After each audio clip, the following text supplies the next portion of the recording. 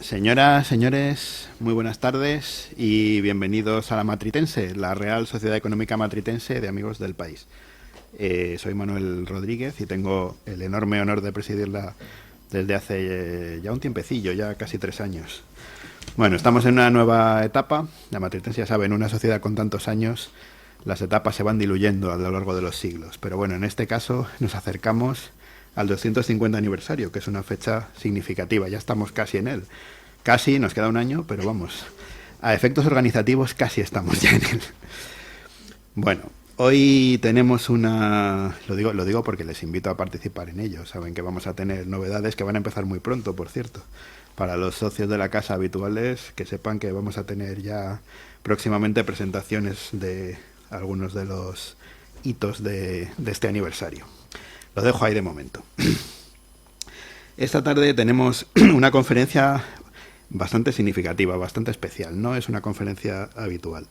La doctora doña María de las Nieves Sánchez de la Torre, que ya me atrevo a decir que es habitual de la casa, porque ya es tu cuarta o quinta vez, ¿no? Una cosa de esas, por ahí, ¿no? Sí. Cuarta. Don Antonio lo precisa inmediatamente. Cuarta vez aquí, pero esta vez tenemos un tema interesante y un tema, por un lado triste y por otro lado también esperanzador, ¿no? El arte, la expresión artística, la belleza que pudo surgir en una situación tan terrorífica como es el Holocausto, ¿no? Yo viví unos años en Alemania y tuve la ocasión de visitar el campo de Sachsenhausen, que fue el modelo, fue el primero que se hizo como ensayo para una cosa tan horrible como esta, ¿no? Está al norte de Berlín y la verdad que es una visita que yo les recomiendo por lo impactante. Es una cosa que yo no fui capaz de imaginarme siquiera lo que es estar en una situación como esa. La verdad, ni siquiera fui capaz de eso. O sea que imagínense lo que debe de ser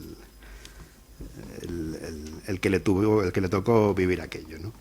Bueno, pues resulta que el ser humano puede hacer cosas tan terribles como esa, pero al mismo tiempo cosas tan sorprendentes como en ese ambiente, en esa situación, dar pie a generar algún tipo de expresión artística o de belleza. Hasta ese punto el espíritu humano tiene esa voluntad, ¿verdad? A mí eso es algo que me parece sorprendente. Pues de eso vamos a hablar hoy. Estamos inmersos en estas fechas en el recuerdo de este acontecimiento tan terrible de la historia de la humanidad, ¿no? Y bueno, pues en la Matritense traemos esta conferencia para, digamos, recordarlo y al mismo tiempo, bueno, dar una cierta visión de una manera de orientarlo con una cierta esperanza, ¿no? Bueno, pues de esto va la charla de esta tarde. Le voy a pasar la palabra a continuación a don Antonio López, nuestro vocal de actos culturales, para que él les presente a la ponente de esta tarde. Buenas tardes, como siempre, muchas gracias y todos sean bienvenidos a esta conferencia de hoy. Ya tras las palabras de nuestro presidente, pues sobran más preámbulos. Es un tema interesante y que presenta un enigma a resolver, pero solo creo que la dicción y el entendimiento de nuestra ponente de hoy podrá realmente explicarnos cómo es posible que en un campo de inmundicia de vez en cuando surjan bellas flores. Para ello tenemos aquí a la doctora Nieves Sánchez de la Torre, que ya es, como decía también nuestro presidente, casi persona imprescindible en la vida cultural de esta sociedad. La doctora Sánchez de la Torre es doctora, como su nombre indica, por la Universidad Complutense de Madrid, con una tesis doctoral titulada La religión romana en la Bética. Después ha participado en numerosos congresos internacionales, ha publicado numerosos artículos también. Quien desee la relación de ellas, yo puedo suministrársela. Ha intervenido como ponente en conferencias, aquí en esta sociedad y en otras más. Algunos de los títulos más significativos, por ejemplo, la religión romana en España, en la provincia bética, historia antigua de Hispania. Y después nosotros podemos presumir de que por aquí hemos podido saludar a Hipatia de Alejandría, hemos celebrado con Tutankamón su cumpleaños y más personajes históricos. Todo ello ha sido gracias a la palabra, al entendimiento de la ponente de esta tarde. Doña Nieves, muchísimas gracias por su presencia aquí. Sepa que a partir de hoy esta sociedad sube un peldaño en su autoestima y estamos ya preparados para disfrutar de su palabra.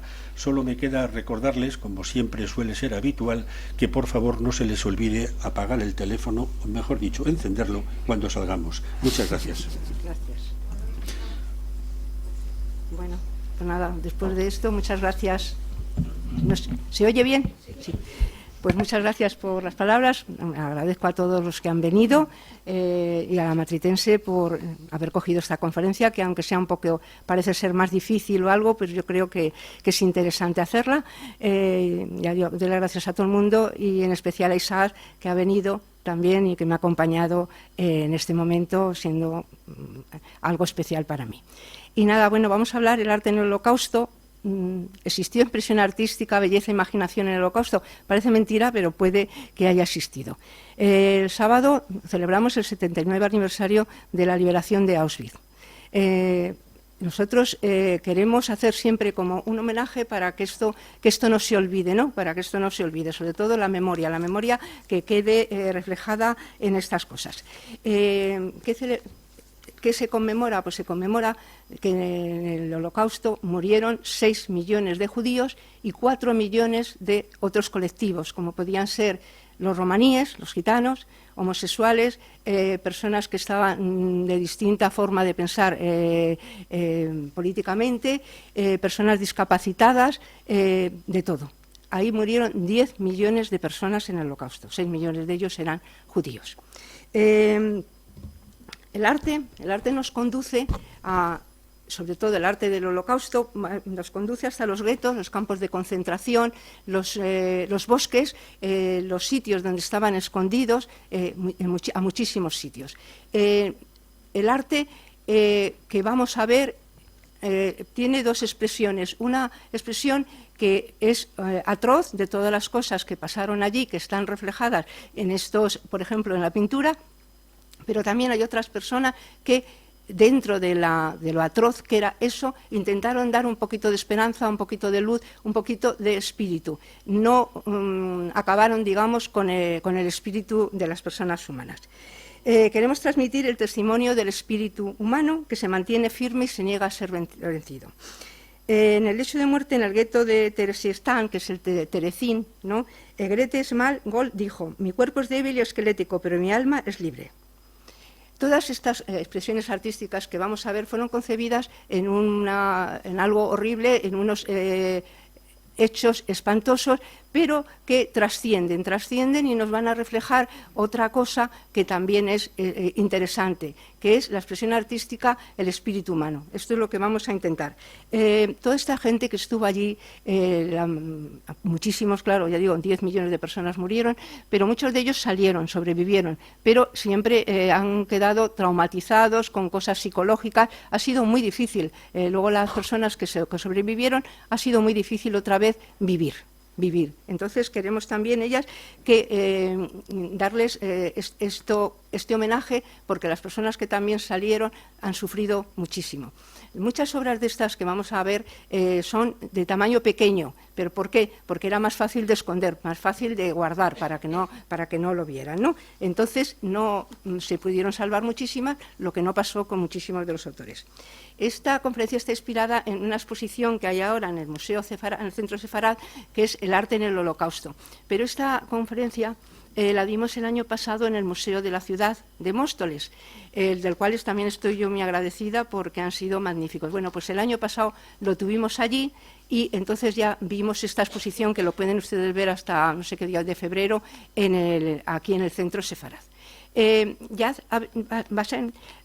dio estos cuadros, se expuso para que se conociera que el arte que había estado allí. Espérate, que esto es... El 10 de mayo de 1933, miles de personas irrumpieron en las librerías, en las casas, en las universidades y empezaron a quemar libros de las personas que eran o bien judías o bien que no estaban de acuerdo con las ideas de los nazis, ¿no? Entonces empezaron a quemarlos ya en el año 1933. Los libros que fueron destruidos, lo que querían hacer era no solo quitar a las personas del medio, matarlas, ¿no?, sino que también querían quitar todo lo que representaban esas personas, todo lo que hablaban ellas y todo lo que decían. Todo escritor, pensador, académico, artista que no estaba de acuerdo o que no era de ellos de su raza aria, eran completamente o dejados o abandonados o sus cosas robadas o lo que fuera, ¿no? Entonces, por ejemplo, Thomas Mann, Albert Einstein, Stefan Zweig, Ernest Hemingway, Sigmund Freud, Bertolt Brecht, Karl Marx, Vladimir Lenin, León Trotsky, Rosa Luxemburgo, Marcel Proust, Marc Bloch, entre otros, fueron destruidos sus libros, quemados, y se prohibieron sus expresiones. Y luego había una señora, Ellen Keller, una escritora estadounidense que era conocida y era importante, la cual tampoco la dejaron publicar sus libros porque era discapacitada. Cada una de las obras de arte creadas durante el Holocausto hay tres cosas que nos representan. Vemos el arte en sí, el cuadrito en sí, por ejemplo, la persona que lo hacía y luego después también lo que ha sobrevivido. Esas tres cosas son importantes. Luego, los nazis daban una característica distinta si eran, por ejemplo, obras que ellos consideraban que eran arias, eran puras, ¿no? Eso lo hacían muy bien, luego lo tenían muy bien y hacían exposiciones. Pero si ellos creían que era una obra degenerada, como ellos llamaban, que podía ser Picasso, por ejemplo, pues entonces lo que hacían era o bien quitarlos del medio o bien prohibirles sus cosas. Luego hicieron exposiciones itinerantes, los nazis llevando estas obras que ellos consideraban degeneradas. Vamos a encontrar en las pinturas, no vamos a encontrar un estilo artístico, no vamos a encontrar un estilo abstracto solo o un expresionismo. Cada uno de ellos pintó de una forma que ellos veían que podían hacerlo. Entonces no vamos a encontrar un estilo especial en esta época.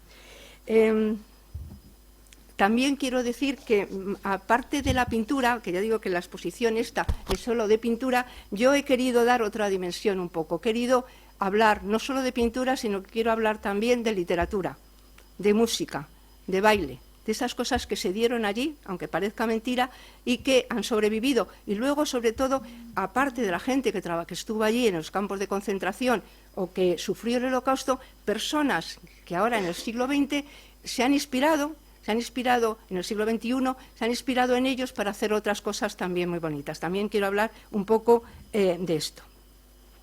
Esta es una de las pinturas que veréis si vais al centro Sefarad, es una de las primeras pinturas, se llama la mariposa, que es sobre alambrado, la mariposa amarilla, que está hecho por dos personas, por dos señores, ¿no? Uno de ellos murió en Auschwitz y el otro consiguió sobrevivir.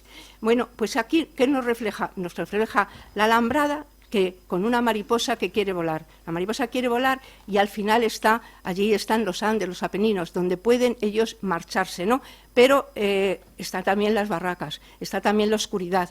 Ellos no lo consiguieron, solo uno de ellos sobrevivió y el otro no. Pues intenta expresar la primavera y el ansia de volar y el ansia de salir de aquellos sitios especiales.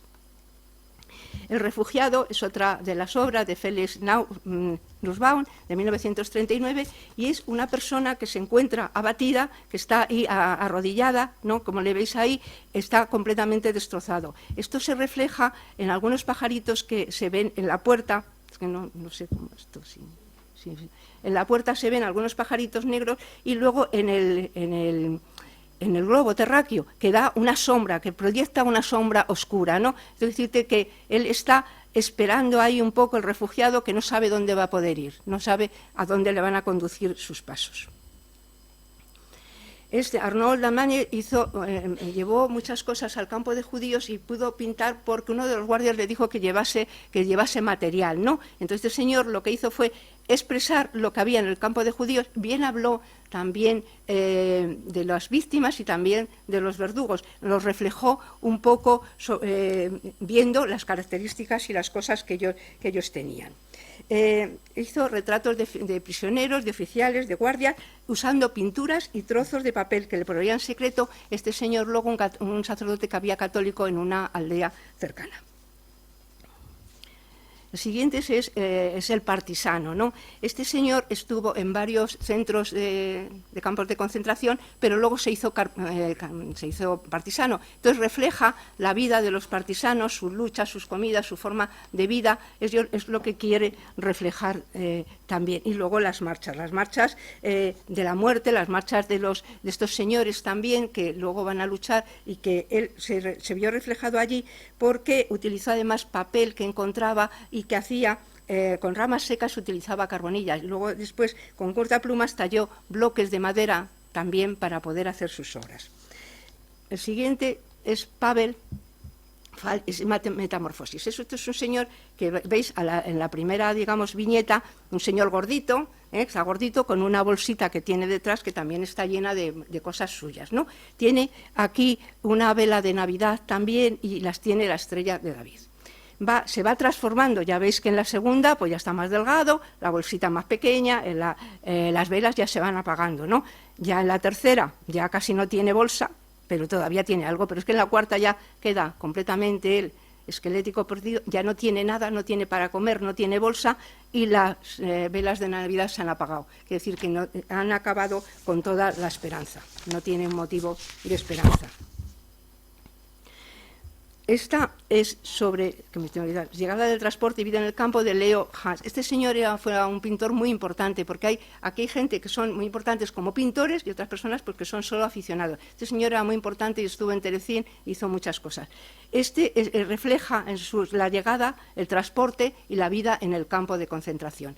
La llegada horrible, y luego van a ser en el campo, cómo van a sufrir ellos, y que luego también en las marchas de finales del año 1945, las horribles marchas también, pues refleja el frío que pasaban, la angustia, el miedo y todo lo que nos puede representar una vida en un campo de concentración.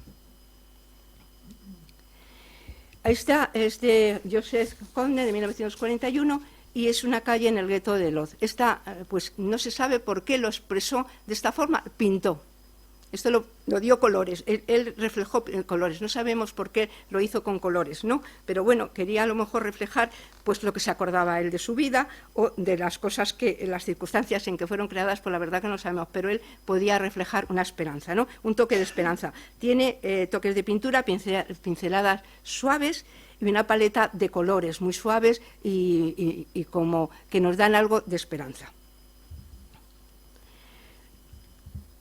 Karol Deutsche es una persona que escribió y publicó una Biblia. Publicó una Biblia con muchísimas fotos, con muchísimas pinturas, y lo hizo para su hija Ingrid, que tenía 2 años, para que ella recordase. Entonces, lo que refleja es la vida de la Biblia. En el primer cuadro pues se ve a Moisés, ahí cuando está en la canastilla, que va a ser salvado de las aguas, y en el otro pues una paloma con un ramo de oliva. Puede ser el arca de Noé o la esperanza. La paloma ya sabéis que representa la esperanza. Entonces, este señor lo que hizo, ya te digo, fue una Biblia con 99 ilustraciones para su hija Ingrid, de 2 años. Peter Heath, este se llama Paisaje lunar, ¿no? Peter Heath fue un chico checo que ingresó en Terezín primero y después murió en Auschwitz.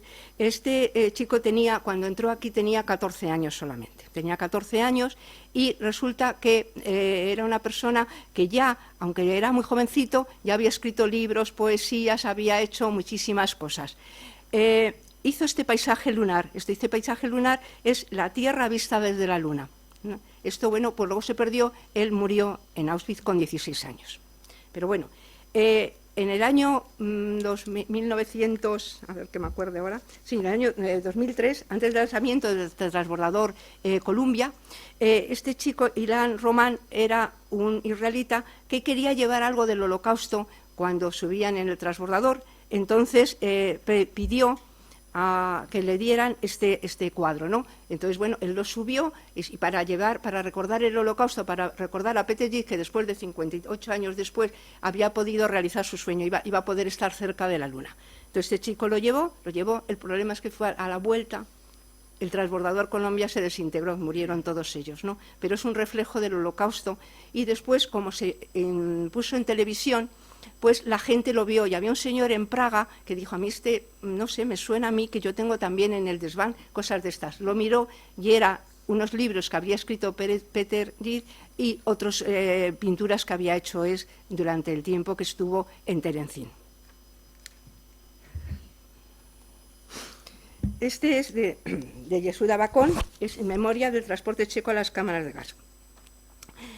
Este artista retrata muy crudamente el momento en que su padre es asesinado en las cámaras de gas. Es muy trágico porque él lo vio y quiero reflejarlo aquí. Esto aquí pone unas pinceladas, todo en blanco y negro, como una geometría, como unas líneas rectas que van subiendo hacia el cielo, y a la derecha del cuadro, aquí desde la derecha del cuadro, se ve la fecha exactamente de cuando mandaron a 3.000 checos a las cámaras de gas. Él puso el 22, a las 22 horas mejor, del día 10, del 7 del 44. Está aquí puesto, y luego en el otro lado hay una valla electrificada que significa que el hijo quería allí meterse, pero que era incapaz de seguir para adelante porque había una alhambra que le iba a permitir o bien morir o bien quedarse allí, ¿no? Entonces, bueno, fue importante, ¿no? Este señor hizo unos dibujos también como este, y luego los consiguió sacar, y en el juicio que se hizo a Eichmann, pues los presentó. Y decía sobre los campos de concentración: el tiempo no es aquí como en la Tierra.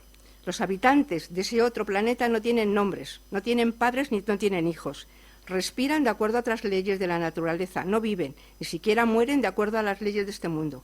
Su nombre era su número, pues ya sabéis que les daban un número. Al preparar esta conferencia me llamó mucho la atención de que muchísimos de estos artistas habían estado en el campo de concentración de Terezín, o Theresienstadt, así en alemán, ¿no? Y no es casual, porque este sitio, este gueto, fue un poco distinto a los demás, y fue distinto porque lo hicieron, no tenían que pasar, la gente que iba allí eran judíos, que a lo mejor por alguna cosa querían ellos que estuvieran allí, o porque eran personas que eran importantes en música, o porque era alguna característica los llevaban allí. No les pasaban ni les cortaban el pelo, ni les hacían algo, les llevaban directamente allí. ¿Y por qué era eso? Era un engaño. Era un engaño porque ellos los tenían allí, mejor, estuvieron durante 2 años, pero era por si iba la Cruz Roja o iban otras asociaciones para ver a los presos. Decían, si aquí no están tan mal. Aquí no están tan mal, ya no iban a Auschwitz, no iban a otro sitio, lo veían aquí y decían, bueno, pues esto no está tan mal. Entonces lo que tuvieron aquí, la gente que estuvo aquí, es que sobre todo tuvieron opción de hacer conferencias, de tener una biblioteca buena, muchas de ellas quitadas a los judíos, que les iban quitando todo, pero tenían una biblioteca. Hubo muchos artistas que estuvieron allí, como por ejemplo muchos escultores, muchos músicos, ¿no? Y compusieron muchas cosas importantes. Por eso fue importante. En el momento que ya no les sirvió, a los que no les servía en ese momento, cuando ya lo quitaron, se los llevaron a Auschwitz y los mataron. Eso, por supuesto, pero estuvieron allí viviendo de otra forma. Por ejemplo, la marcha de Terezín de Karen Esben se convirtió en el índice oficial del gueto. Había una gran biblioteca, como he dicho, que llegó a tener 100.000 libros. Se impartieron 2.309 conferencias. Y luego había, pues estos señores que algunos he nombrado, estaban allí, estuvieron allí pintando, ¿no? Brady Frita, Norben Trolle, Yehuda Bacon, Burka, Leon Haas, Otto Ungar, Peter Gide, este chico también estuvo allí. Trabajaban de manera oficial en el departamento. En un departamento que habían creado y trabajaban de manera oficial. Y entonces muchos de los dibujos que hicieron era que se lo decían los nazis, tenéis que hacer esto, tenéis que hacer otro. Pero ellos por detrás hacían estas cosas. Y las escondían o las intentaban salir del gueto. El problema es que en el año 44 les cogieron y los castigaron. Los castigaron, a muchos de ellos les quitaron los dibujos, otros consiguieron que los sacasen, muchos los llevaron a Auschwitz y los mataron. Pero años más tarde muchos de ellos fueron descubiertos y han sido una herramienta útil para historiadores y para reconstruir la vida en ese lugar. En Terecín actuaron músicos, como hemos dicho, se tocó jazz, hubo coros, estaba Víctor Ullmann. Víctor Ullmann era un compositor excepcional, muy antes ya reconocido, y que compuso la Atlántida, el emperador de la Atlántica o la muerte ática. Esta obra es muy importante, lo que pasa que se dieron cuenta los nazis que era una alegoría contra Hitler, entonces la acabaron prohibiendo. Y ya en el año 1976 en Ámsterdam se ha vuelto a poner. Este señor fue trasladado luego a Auschwitz, donde murió en la cámara de gas en el año 44. Se hizo también... Bueno, aquí también, en este sitio, por eso les dejaron tener incluso una sinagoga. Como aquí veis que Smalva la había hecho también, ella lo dibujó también, bueno, pues ya vio con colores y eso, y que les pudieron tener una sinagoga. Aquí vemos también cuando la actuación del gueto, del Yad, durante el rodaje de una película, porque hicieron una película aquí de propaganda, hicieron una propaganda diciendo que Hitler había hecho una ciudad para los judíos, una ciudad ideal, ¿no? Y entonces aquí les dejaron hacer música para que luego, ya digo, cuando venía la Cruz Roja pudiera decir que estaban bien, que tocaban música, que se lo estaban pasando muy bien. Se hizo otra cosa, se hizo una ópera, se llama la ópera infantil Brundibar, el ave rojo. Hans Krasa fue ejecutada por primera vez en el gueto en el año 1943 y aparecen personajes infantiles con animales. Los personajes infantiles quieren conseguir leche para su madre, entonces estos animales les ayudan, pero hay un señor que es... Brundibar, este señor, el Brundibar, que no quiere quitarles la leche. Entonces ellos hicieron esta ópera en este sitio, ¿no? Estos son niños que cantaron en el año 1944, la última vez que se representó. La ópera fue representada 55 veces, consiguiendo transmitir una sensación de normalidad a los niños deportados. Sale en la película esa que os he comentado, El Führer regaló una ciudad a los judíos, y estos niños, cuando llegó la Cruz Roja en el año 1944, la interpretaron por última vez. Lo que pasa que se dieron cuenta de que estos niños ya tenían como una cara con miedo, que lo pasaban fatal y entonces a partir de ese momento no volvieron a representarla y lo que hicieron es mandarlos a Auschwitz y muchos de estos niños murieron. Cuando termina la obra de Brundibar, que se hace en el año 2010, se ha vuelto a hacer, se vuelve a hacer esta ópera, dice: suenan tambores, juntos ganamos hoy, con determinación, esto lo cantaron los niños, con valor, sin miedo, los niños vencimos. Es la oportunidad para vivir en paz, libres y unidos. Donde hay amor y solidaridad, sitio no va a quedar para Brundibar. Fue la última vez que se representó, ya aquí que veis los carteles de algunas de las veces que se representó. Allí ya digo que se representó 55 veces, pero ya en el 44, que ya habían ido a la Cruz Roja, no les interesaba y fue retirado de los escenarios, y tanto el autor como muchos de los niños fueron asesinados en la cámara de gas. En el año 1943, o últimos diciembre o enero de 1944, en el bloque 31 de Auschwitz, 2 personas, Freddy Hirsch y Dina Babli-Golotieva, junto a unos niños, montaron un espectáculo. Bueno, esto es Brundibar, lo ves en el 2010, se ha representado. Es una ópera, ya te digo que es infantil, que está unida a otras óperas infantiles que salen animales.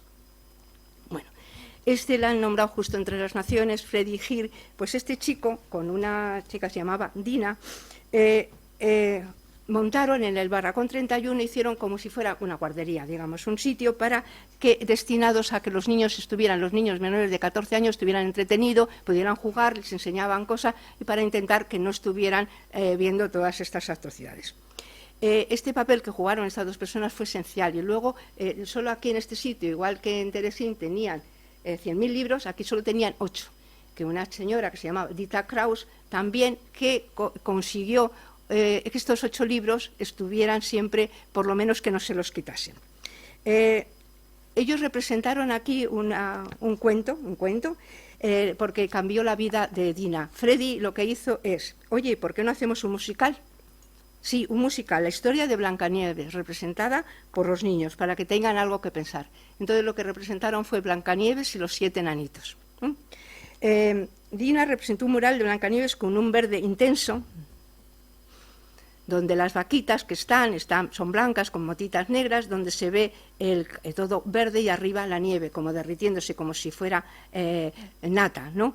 Y bueno, aquí están los 7 enanitos con ellos jugando con Blancanieves, la alambrada, que podía significar esto, pues el sitio donde estaban ellos. Esto lo representaron en un mural. Alrededor habría Gris y Muerte, pero ellos consiguieron poner este cuadro, poner esta representación. Fue un éxito porque la niña que hizo de Blancanieves tenía una voz de soprano muy buena, ¿no?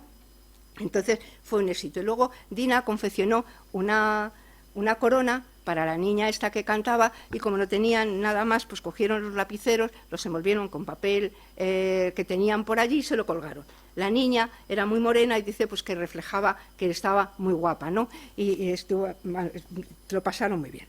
La representación fue vista por Mengele. Ya sabéis, el doctor que mató a tanta gente. La representación fue vista por Mengele y entonces cuando terminó le dijo a Dina que fuera a hablar con él.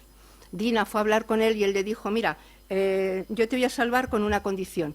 Él habían hecho unas fotografías a las gentes que habían allí, los que eran los gitanos, los romaníes, ¿no?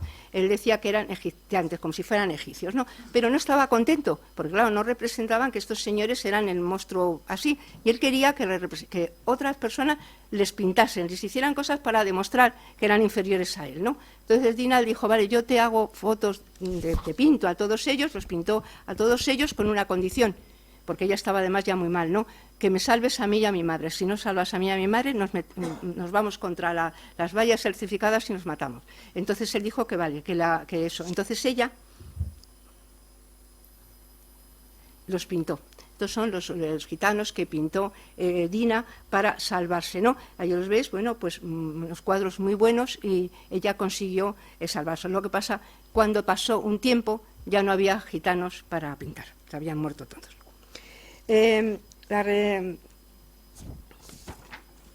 Dina fue liberada del campo de concentración. Lo que pasa que cuando se terminó la representación también cogieron a muchos niños y dijeron que los mataban, iban a matar a casi todos. Entonces Freddy, el señor, no sabemos el motivo, porque debió ser que ya no lo pudo soportar más, se tomó unas pastillas por la noche y murió. Se suicidó, digamos, antes de que todos estos niños iban a matarlos, ¿no? Dina consiguió salvarse. Fue liberada, trabajó en varios sitios y trabajó en la Warner Brothers, donde entra en calidad de animadora y ayudante de Art Babbitt, uno de los artistas del film de Blancanieves y los 7 enanitos. De nuevo aparece Blancanieves en su vida. Dina, aunque no sepáis que era ella, creó unos personajes inolvidables que todos conocemos. A ver, ahora. El Pato Lucas, el coyote perseguidor del Correcaminos, Speedy González y el Capitán Cruz. Esto lo hizo Dina cuando salió de allí. Tuvo la suerte de poder representarlo. En Auschwitz se realizaron más de 2000 obras de artistas, algunas de ellas con materiales robados a los guardianes. Uno de los documentos es el cuaderno de bocetos. Bueno, estos son los niños, ¿no?, que para los que Dina y Freddy hicieron lo de Blancanieves para estos niños, ¿no?, que los veis ahí. Bueno, pues es bastante impactante la foto. Este es el cuaderno de bocetos de Auschwitz que una persona que estaba allí intentando coger todas cada persona lo hacía con un lapicero, hacía muchas cosas. Él consiguió cogerlos todo, hasta 99, hizo este cuaderno de bocetos de Auschwitz. Y en él se ve pues la llegada, cuando llegan allí en los vagones estos cerrados, cuando son separados, cuando van a la cama de gas, cuando les cortan el pelo, todo. Entonces es también un testimonio que han podido recoger y poder sacar del gueto. Los presos, dicen, no tenían nada, solo su uniforme, unos zapatos de madera, un gorro, una cuchara y un bol para la sopa, del que vendría su vida. Entonces, bueno, esto no es una demostración de todo lo que pasó allí, pintada por muchísimos artistas que han recopilado en boceto. Este es Mujeres en un campo, una niña. Esta niña se llama Nelly Toll, de 8 años, que muestra a 2 mujeres en un campo. Puede ser ella con otra amiga, puede ser ella y su madre, y entonces reflejó esto. Esta niña estuvo en Polonia ella no estuvo en un campo de concentración, sino que estuvo en una casa de una mujer católica que la ayudó. Entonces estuvo con su madre. Lo que pasa, como no podía hacer ruido, la metieron en una habitación y no podía moverse. Entonces la madre le dio, pues pinta porque así dice, te entretienes. Dice, tenía mucho tiempo, no se podía hacer el menor ruido para no ser descubiertas, y para mi madre era un modo de tenerme ocupada. Empecé a escribir historias y un diario y a dibujar y pintar. Su mundo imaginado le trajo esperanza y consuelo en medio de la tragedia. Estuvo metida ahí 18 meses y pintó esto.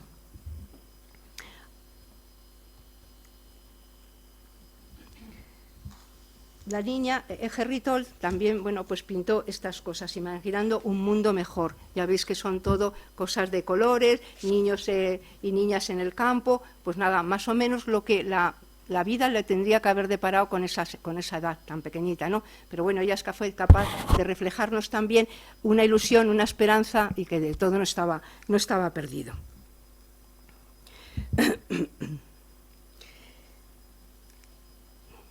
La niña Elga Igoesova, que estuvo en Terezín, Auschwitz y Mauthausen, se pregunta, ¿por qué he sobrevivido yo? Estuve en 3 campos de concentración. Pintó su primer dibujo con 12 años. Se lo pasé a escondidas a mi padre y él me dijo, pinta lo que ves. Y entonces pintó todo lo que veía ella, sin darse cuenta de que estaba pintando esas atrocidades, lo pintó. Aquí vemos algunas de las pinturas que ella tuvo, unas en blanco y negro, otras en color. Bueno, pues me figuro que era pues todo el material que ella podía tener, ¿no? Igual que antes se ve la niña jugando con su madre o en un campo, aquí se ve otra visión completamente distinta de 2 personas en el campo de concentración ahí. Y luego la otra igual. Hizo también luego un libro, se echa el diario de Elga, testimonio de una niña en un campo de concentración. Ella dice que las condiciones eran horribles. Frío, enfermedades, confinamiento. La mayoría de las mujeres perdían la menstruación cuando llegaban a Terezín. Ella había tenido su primer periodo, pero cuando llegó allí lo perdió.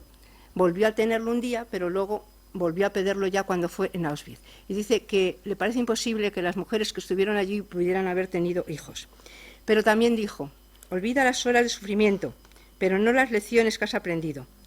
Cuando le liberaron de Mauthausen, a 2 personas la ayudaron, 2 hombres la ayudaron, porque claro, nos cuenta cómo estaban, ¿no? Estaban tan desnutridos y tal, y se ayudaron. Y eran 2 personas españolas, que les dieron un papelito con su nombre, que ella conserva, y se llamaban Manuel Caballero Domínguez, José Rasal Río.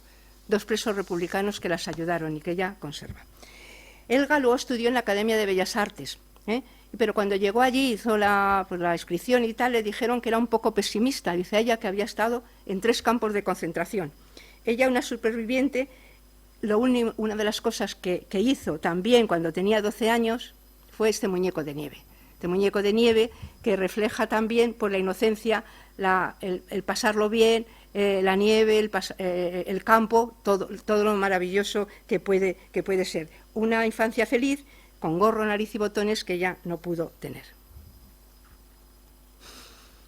Alice Loz Cajana es una adolescente también que estuvo en Auschwitz, en Guben y en Bergen-Belsen. Hizo su primera obra de arte porque los nazis ordenaron a los niños que hicieran en Navidad, que hicieran un árbol de Navidad, que hicieran algo. Pero ellos, como no tenían nada, pues dice, a ver qué vamos a hacer. Pues bueno, vamos a hacer nosotros la coreografía. Entonces tenían una escoba, entonces pusieron la escobita en medio, ellos se agarraron de la escobita y hicieron esa representación. Pero bueno, dice, no había papel ni lápices para hacer decoraciones, prácticamente no teníamos nada, excepto una escoba para barrer. Éramos unos 24 niños. Decidí que deberíamos hacer una coreografía convirtiéndose en candelabros vivientes y sostener los pedazos de la escoba como parte de esta escultura. Ganaron un premio, les dieron a cada uno una lata de caracoles. Pero esta chica lo que hizo después, cuando salió, fue este mural que es sin nombre, sin nombres. Ahí refleja muy bien pues todo lo horrible que fue los campos de concentración, y está en el arte religioso del Museo Moderno del Vaticano.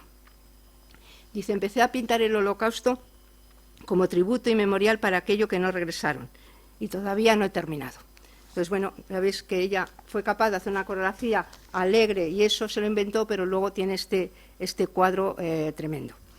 Marc Chagall pasó por Canfranc, y allí hubo unas personas que ayudaron muchísimo a los judíos, los escondían, los conseguían que salieran de allí, ¿no? Pues Marc Chagall llegó allí un día en uno de los trenes estos. Cuando bajó del tren, pues él llevaba pinturas, lo llevaba agarrado. Se le cayó al suelo, y uno de los nazis se acercó y le dijo: ¿qué es lo que llevas ahí? Lo dijo en alemán, y él le contestó en francés: son dibujos. Dice: ¿y de quién son? Dice: son míos. Dice: bueno, pues a mí no me parece, porque había angelitos, había campos verdes, había... Pues escucha, esto a mí me parece un arte degenerado, me parece que son de niños judíos. Entonces vino otro alemán y le dijo: ¿a ti qué te parece esto mal? Dice: esto es pura belleza. El arte, si conmueve, es arte. Dice: y esto es puro arte, esto no es un arte degenerado, ¿no? Le dejaron pasar. Luego él pintó Soledad, este cuadro es Soledad, que es el judío que está ahí con la Torá, que parece que no le sirve nada, con un manto blanco, alrededor todo oscuridad, con el ángel incluso que está metido como en una nube negra, con la vaca, todo, que es la soledad que tenía los judíos, que tenía él y que iba a tener Europa si esto no se fuera a pasar. Junto a él hay una vaca con mirada triste, en el horizonte las nubes amenazas hasta el ángel, representa la diáspora. El anciano se ha transformado en Asavero, el judío que eternamente desambula de un lado para otro. Joseph Bau fue, este señor sobrevivió también al gueto donde estuvo allí, y es escritor polaco, realizó muchas obras y escribió el libro El pintor de Cracovia.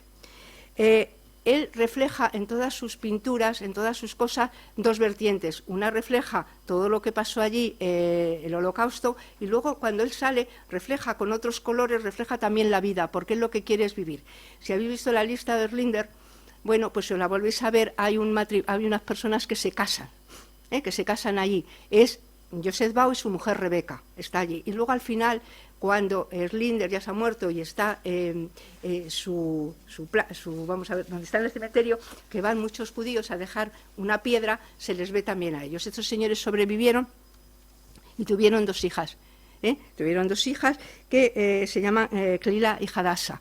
En el Museo de la Ciudad, hace unos años, estuvimos hablando con ellas en Tel Aviv y nosotras en el museo, porque estuvo mi hija, estuvo el anterior concejal, bueno, pues estuvimos hablando con ellas. Y entonces ellas dicen que su padre era una persona muy optimista, que todos los días hablaba del Holocausto, que todos los días lo realizaba, pero no le hablaba de la venganza, lo hablaba porque tenía que eso, porque estaba dentro de él y sufrió muchísimo. Pero lo que él quería decirles era: yo pinto estos cuadros que ahora veremos, porque es mi venganza personal contra los nazis, que querían matar no solo a la gente, sino también su espíritu. Sus hijas me contaron que creían los milagros. Era un optimista. Esa fue quizás la cosa más importante que aprendimos con él. Hay que mirar el lado bueno, fue eso lo que le mantuvo vivo. Todos los años dibujaba una tarjeta de Año Nuevo. Todos los años dibujaba. Y uno de los años dibujó una tarjeta, hizo dos agujeritos y por delante puso un papelito en rosa. Y decía: mira por las gafas y tendrás un año color de rosa. Bueno, pues aquí vemos cómo va luego él cambiando, cómo va poniendo una paloma de la paz con un corazón, cómo también refleja los judíos que con su casa van para el otro, que tampoco saben dónde poder esto. Amor entre las parejas, amor entre ellos, la música, pero que también refleja pues que hay un serrucho, digamos, que también quiere destrozar la música. Otras manifestaciones artísticas del Holocausto fueron los libros, ¿no? Hay un libro escrito por un superviviente, que es este aquí de arriba, que es el primero, que es Auschwitz, última parada de Eddie de With. Especial porque es el único libro que se escribió dentro del campo de concentración y que se conserva. Después tenemos otras dos personas, Steven Zweig y Viktor Frankl. Estas dos personas afrontaron, digamos, el Holocausto de distintas maneras. Viktor Frankl escribió un libro, que yo lo recomiendo, es El hombre en busca de sentido, y afrontó las contrariedades guiados por un deber superior, por algo especial. Él le concedieron un visado para irse a Estados Unidos, pero como sus padres no pudieron ir, ni su mujer, él se quedó allí. Y él dice, vivió una soberana lección, porque allí murieron su mujer, que estaba embarazada, su madre, solo se salvó él y su padre, ¿no? Y dice que él consiguió sobrevivir mentalmente, sobre todo, porque encontrar un metasentido a la vida, un sentido especial a la vida para poder sobrevivir. Logró sobrevivir y fue traumático, pero es psicólogo y ayudó a muchísima gente, ¿no? Escribió El mundo de ayer, también Zeid, por ejemplo, escribió El mundo de ayer, y es otro de los escritores que tuvo otra vida distinta. Él luchó con su palabra contra los nazis, pero no consiguió encontrar ese metasentido. Él y su mujer se acabaron suicidando. Muchos de los escritores que estuvieron en el Holocausto, sufrieron el Holocausto, muchos de ellos se suicidaron. Theodor Adorno dijo, una novela sobre Auschwitz no es una novela, o no se trata de Auschwitz. No se puede escribir poesía después de Auschwitz. Él lo comentó, lo que pasa que luego se retractó estas palabras y dijo que, bueno, se podría escribir siempre viendo lo que había pasado. Una de las partes más difíciles de la literatura del Holocausto es que no encontramos palabras para reflejar todo lo que allí pasó. Esto lo expresa bien Primo Levi, que también escribió la trilogía de Auschwitz, y también fue un sobreviviente. De allí dice, en muchas ocasiones los sobrevivientes de los campos de concentración nos hemos dado cuenta de la poca utilidad que tienen las palabras para describir nuestras experiencias.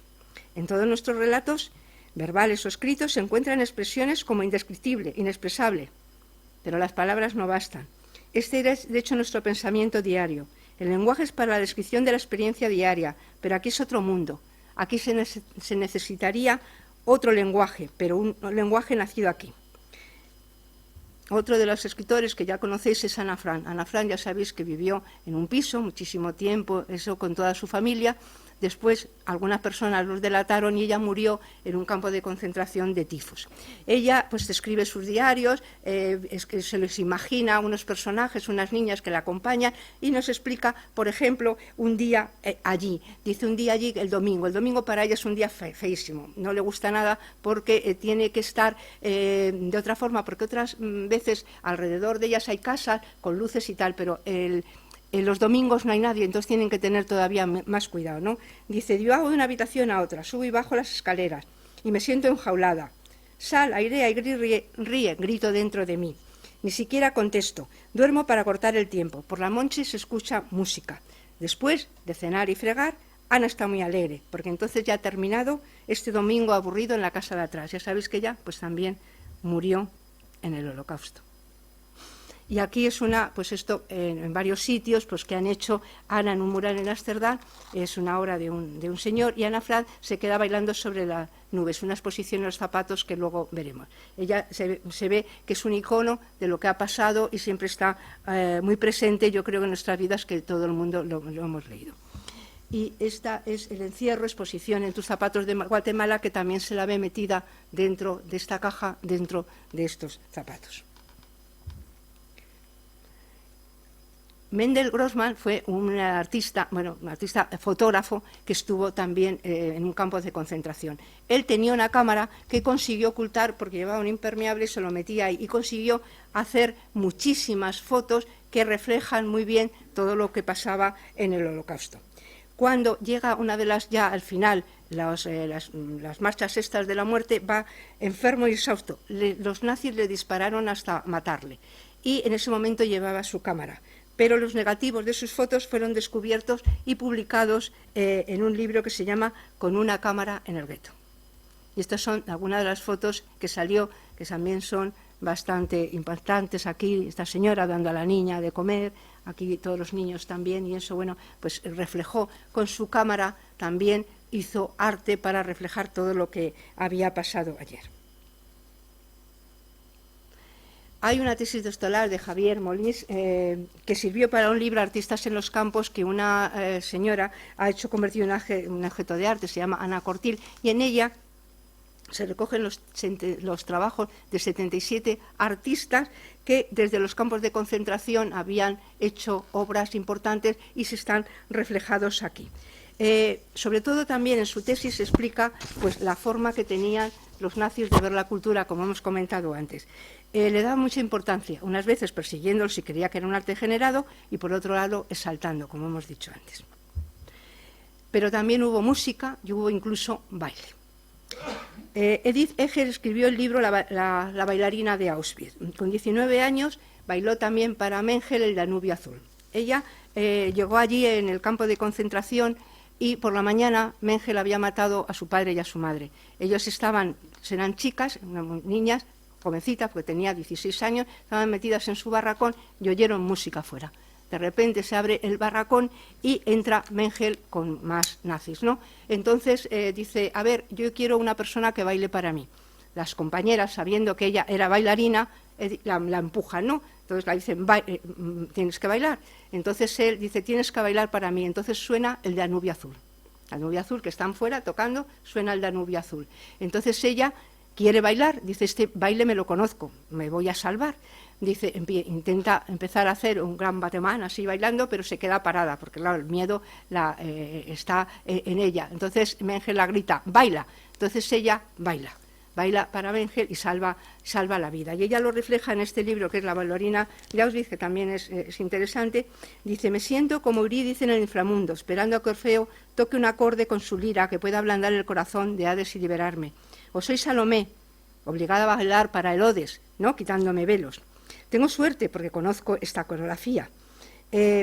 Luego hago el batemán, luego hago el giro y de repente empiezo a oír a Mengel que está diciendo que a ver a cuántas de las chicas que hay allí va a matar ese día. Entonces me entra pánico, entonces bailo para sobrevivir. Recuerdo las palabras de mi madre que dice, recuerda que nadie puede quitarte lo que pones en tu mente. Entonces todo desaparece. Bailo el Danubio Azul para mis admiradores. Bailo para mi amante Romeo, mientras me levanta por encima del escenario. Bailo por amor, bailo por la vida. Ese señor es el mismo que por la mañana le digo que ha matado a su padre y a su madre. Y ella dice, me da más lástima que yo, porque yo voy a estar feliz, voy a sobrevivir, no voy a tener remordimientos y él va a tener toda la vida las cosas que ha hecho. Bueno, no sé si Dios tiene remordimientos o no.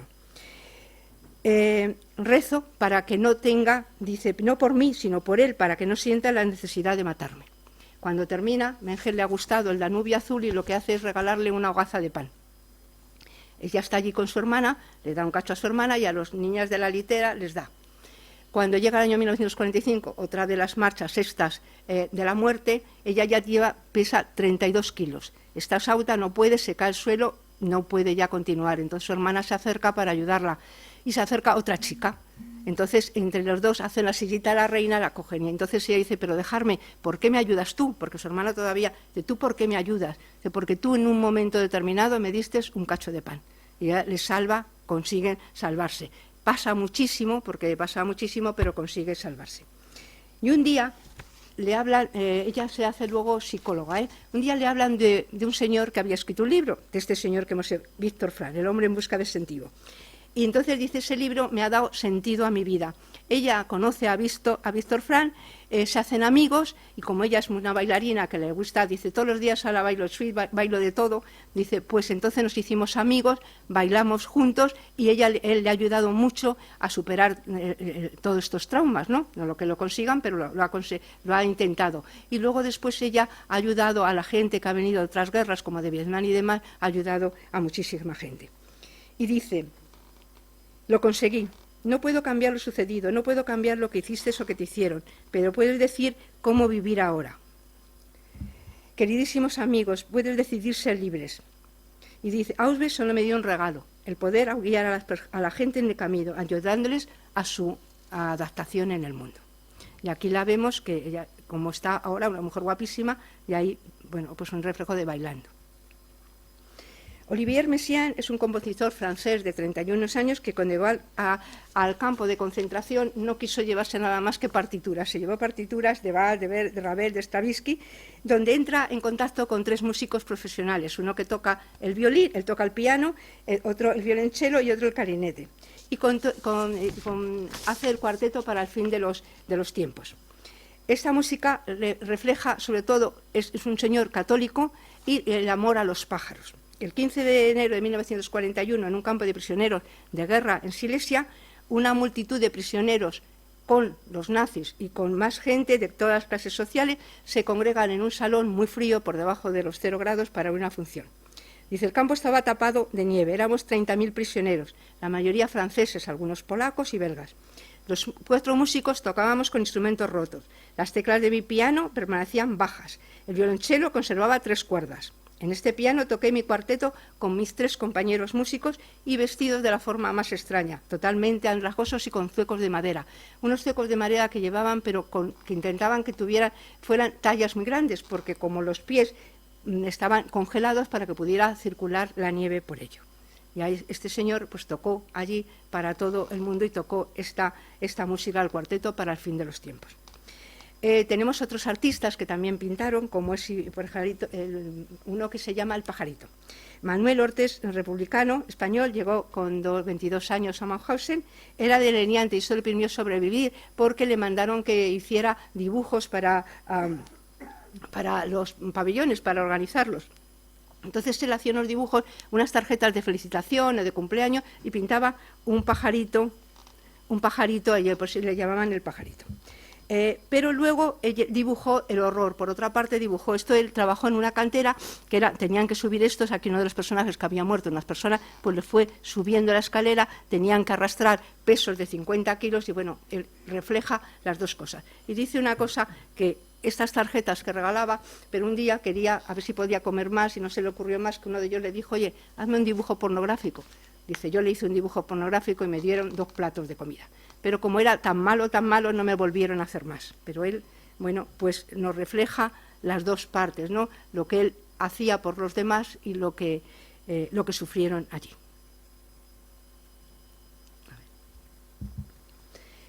Alfonso Mucha, que seguro que ahora lo conocéis todos, luchó por la libertad contra los nazis y los soviéticos, siendo muy torturado por su nacionalismo y también porque era masón. No se recuperó de esto y murió luego de unas complicaciones. Antes había hecho una serie de cuadros, 20 y tantos cuadros, sobre la situación eslava, la vida, el exilio, lo que sufrieron los pueblos eslavos. Pero también nosotros le vamos a conocer por otra cosa, porque fue el padre del cartelismo Art Nouveau.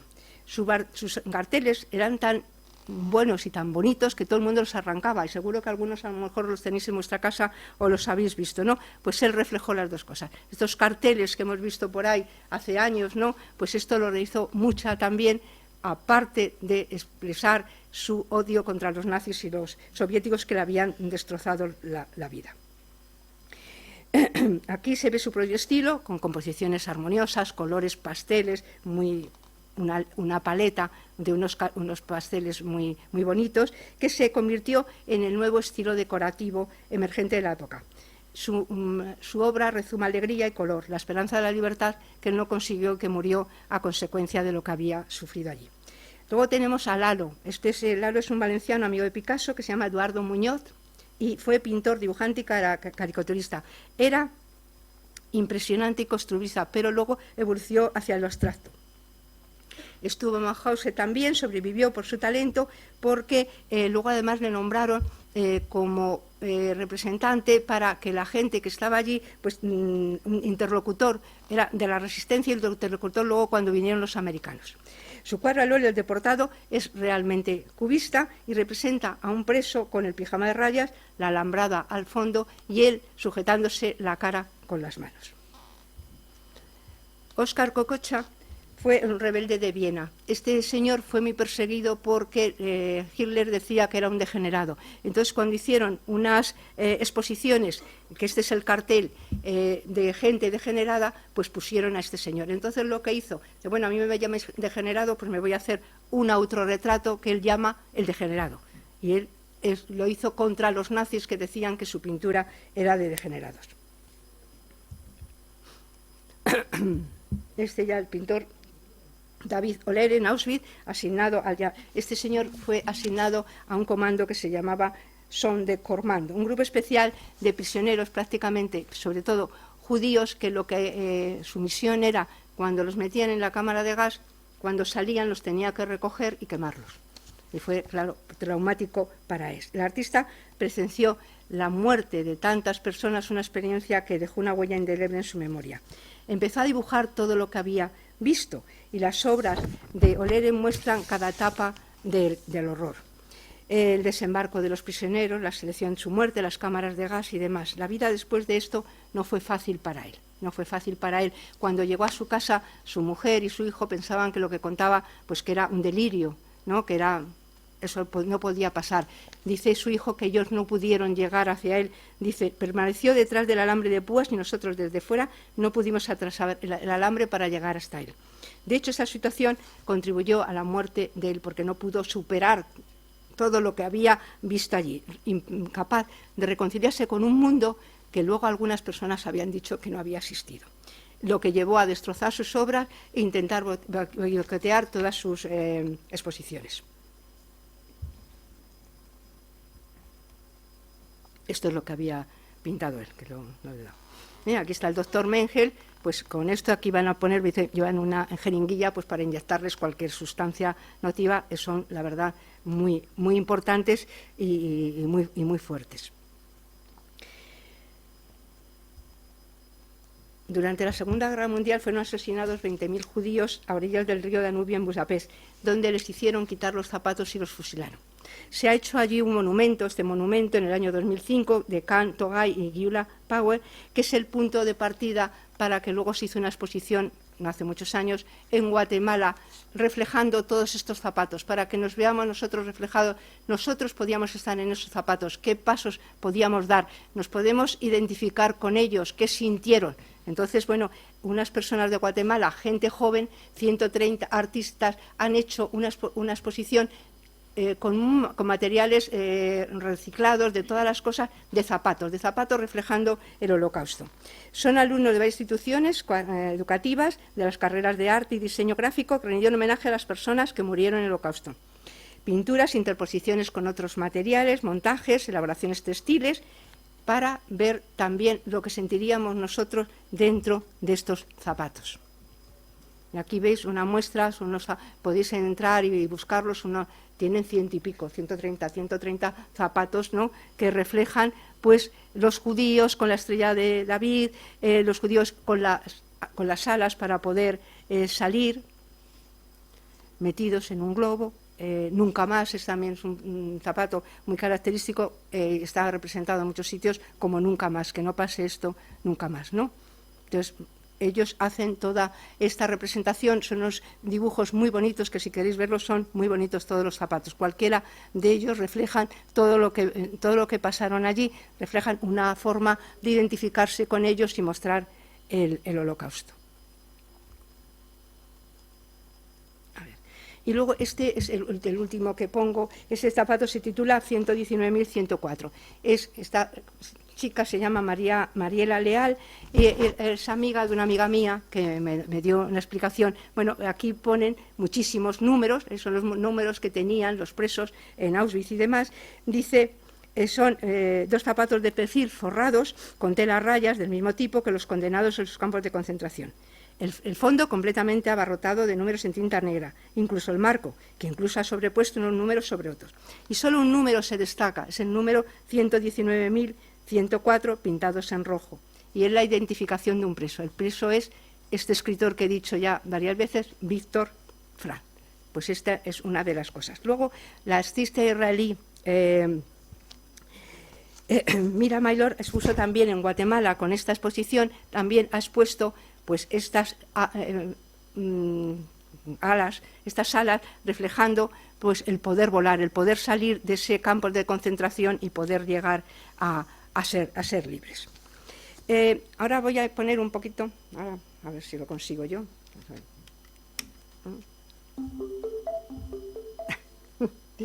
Música por el Holocausto. A ver, tengo que dar todo.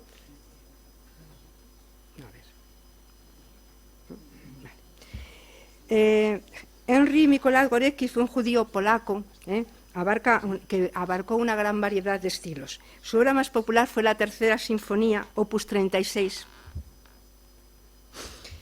también conocida como Sinfonía de las Lamentaciones o Sinfonía de las Canciones. Esta partitura tiene 3 movimientos. El segundo movimiento es el que vamos a poner porque es lo que nos explica un poco lo que voy a decir ahora. La grabaron en el campo de concentración de Auschwitz por una soprano, Isabel Bayrakadarian, quien en el segundo movimiento canta las frases grabadas por una joven de 18 años polaca cristiana que escribió cuando estaba por la Gestapo.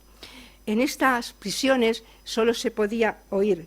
Toda la pared estaba cubierta de inscripciones que reclamaban: soy inocente, asesinos, ejecutores, liberadme, salvadme. Y los adultos reflejaban este tipo de mensajes, pero aquí una chica de 18 años, casi una niña, ella es diferente. No se desespera, no llora, no exige venganza, no piensa en sí misma, en si merece o no este destino. En cambio, piensa en su madre, que es quien experimenta la verdadera desesperación. Y dice: mamá, no llores, no, Inmaculada Reina de los Cielos, apóyame siempre, Ave María, llena eres de gracia. Y es lo que vamos a oír, que esta chica lo cantó, esta soprano lo cantó en Auschwitz, este movimiento, cantando las mismas palabras que dice Elena aquí.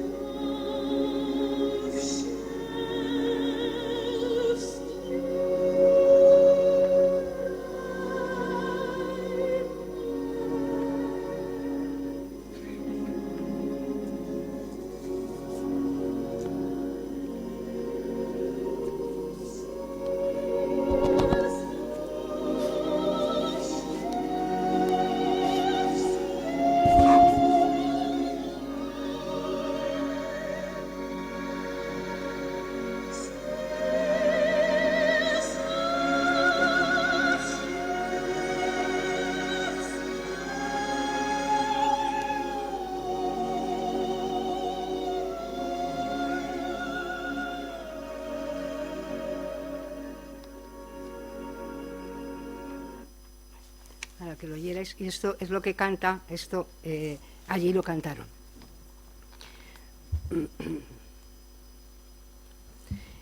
Es difícil de comprender que haya podido existir expresión artística en unas situaciones tan tremendas como fue el Holocausto o la Shoah. Bajamos a los infiernos. Yo creo que la humanidad bajamos a los infiernos y a veces da vergüenza ser personas humanas. Pero también nos preguntamos, ¿esto es humanamente posible? ¿Hubo también otras manifestaciones que nos hacen tener algo de esperanza? Pues yo creo que sí, porque contra la barbarie aportaron cultura. Las pinturas de los niños, las pinturas de todos estos artistas, los libros, la música de Oliver Messiaen, la música de Gorecki, el baile de Eddie Eger bailando en la nube azul, esta pareja de sobrevivientes que son Joseph Bao, su mujer Rebeca y sus hijas Clea y Hadassah, que fueron luego también han seguido haciendo cosas y viviendo, ¿no? Son la mejor prueba de que el ser humano es capaz de lo peor y de lo mejor casi al unísono. Y un día puede que escuchando una melodía Dios pronunciará el nombre de todos los que murieron allí para que una nueva vida puedan volver a bailar, porque en ese horrible lugar y en esa situación y en esas horribles circunstancias no pudieron apagar las estrellas. Y quería esto que dice Elie Wiesel, que es el Premio Nobel de Literatura, es la memoria la que salvará a la humanidad. No lo sé si esto es verdad, pero espero que sea verdad, que la memoria nos salve a todos nosotros. Y nada más, y muchas gracias por venir.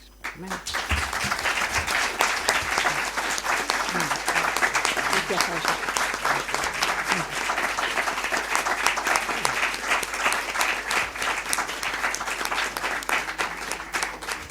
Si hay alguna pregunta o alguien que nos quiera hacer algo, pues aquí.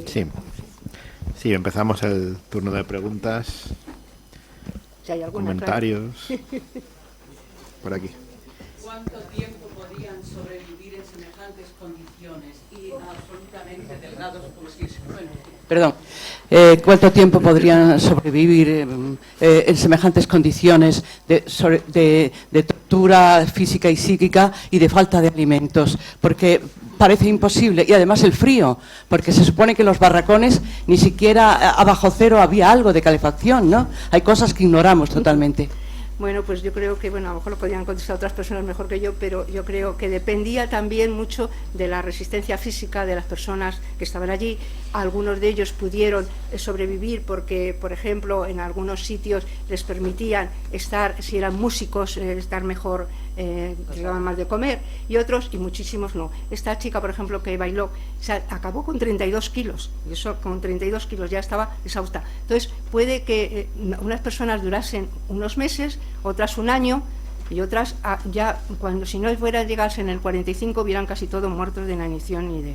porque era horrible. Y luego el frío que pasaban, las pulmonías. Lo que pasa que también comentaban eso, que llegaba un momento que ni siquiera tenían tantos catarros, porque es que ya era tan horrible, o te morías o sobrevivías, ¿no? Y luego, bueno, pues las comidas que les daban eran, bueno, porquería por completo, porque eso ya no voy a entrar en esos detalles, pero era una cosa aberrante, ¿no?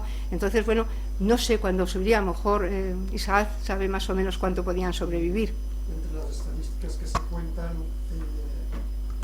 contando la vida de todos los que pasaron por los campos de concentración, se calcula que lo máximo eran 2 o 3 meses, como máximo. Claro. Sí, me gustaría puntualizar que en el cuadro que has enseñado, que es la escalera, sí, eso se llama la escalera de la muerte, era en el campo de Mauthausen, y en la parte de arriba, que era una cantera, la parte de arriba, los nazis idearon un juego, ponían varias filas de presos y a los de la segunda fila les obligaban a empujar a los de la primera, y si no lo hacían los empujaban ellos, y así hasta que se terminaban las filas y caían pues de 40 o 50 metros para abajo, con lo cual es mejor morir que quedarte herido.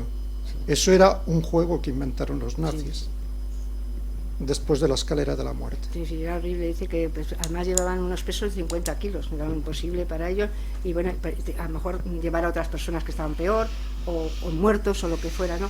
Y la verdad, eso, yo creo que sobrevivieron los que tenían más capacidad de resistencia, o también pues eso, algunos de ellos que tenían algún sitio que estaban como más protegidos por alguna circunstancia, les daban un poquito más de comer y eso, pero bueno, de 2 a 3 meses, y bueno, que es que ahí llegaban, y algunos, claro, no, lo que no hacían era, ni siquiera estaban un día, porque los llevaban directamente a la cámara de gas, ¿no? Entonces, bueno, es tremendo, la verdad, que es tremendo.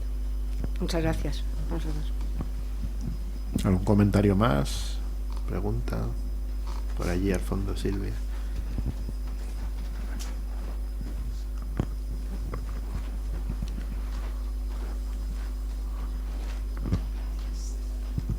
Gracias por la conferencia, me ha parecido interesantísima. Sobre todo ha habido un dibujo que me ha impactado.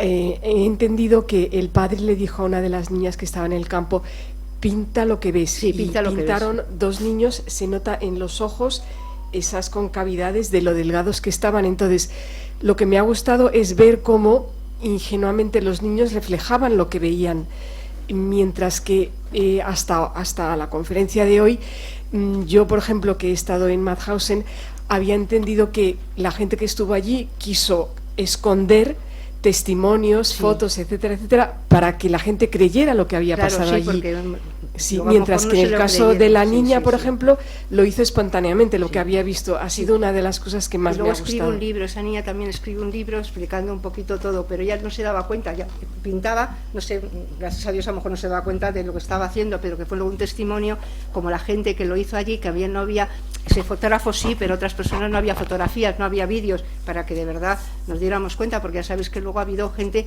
que ha dicho que no ha asistido, y por eso hay gente que no lo comprende y se llega incluso a morir porque todo lo que habían pasado, que te digan que no ha asistido. Por eso todos estos testimonios que se pintaron dentro de los campos de concentración, en estos cuadernos que hay, pues nos dan una idea de lo que en realidad pasó. Gracias. Muchas gracias. ¿Más preguntas? ¿Alguna más? Sí, no hay más preguntas.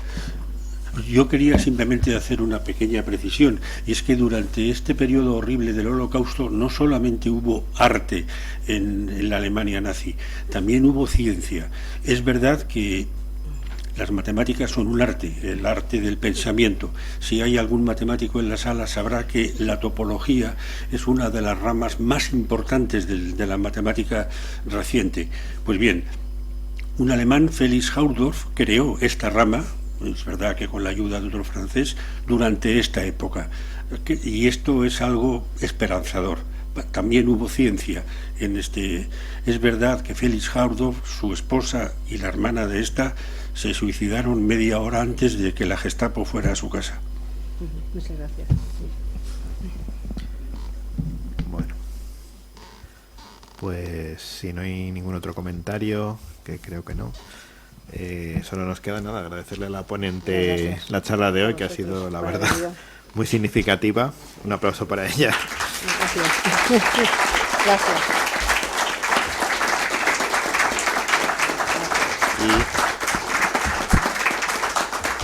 Y como siempre, Muchas este pequeño gracias. recuerdo de esta Gracias, noche, qué bien, qué bonito. de esta Muchas gracias. tarde. Bueno, y este otro que no es tan pequeño. Bueno, estos... Además, fíjense que estamos estrenando, vamos a darle muy la bonita vuelta. la bolsa, ¿no? Estamos estrenando bolsa, una bolsa muy chula. Muy bonita. Madre Pues mía. bueno, es una pequeña colección de libros, pero Bueno, el fenomenal. más destacado Muchas es gracias. este: Visiones para Madrid, 5 ideas arquitectónicas. Muy bonito, precioso. Además, la arquitectura me gusta mucho, el marido del arquitecto, y entonces me gusta Estupendo. mucho. Pues muchísimas gracias Nada, a gracias todos a ti. por venir y nada. Pues nada, solamente recordarles nuestra próxima cita, que será el sábado, este sábado 27. El grupo Liber Teatro interpretará Los Caminos de Machado, recital literario de Antonio Machado. Así que bueno, aquí les esperamos. Gracias.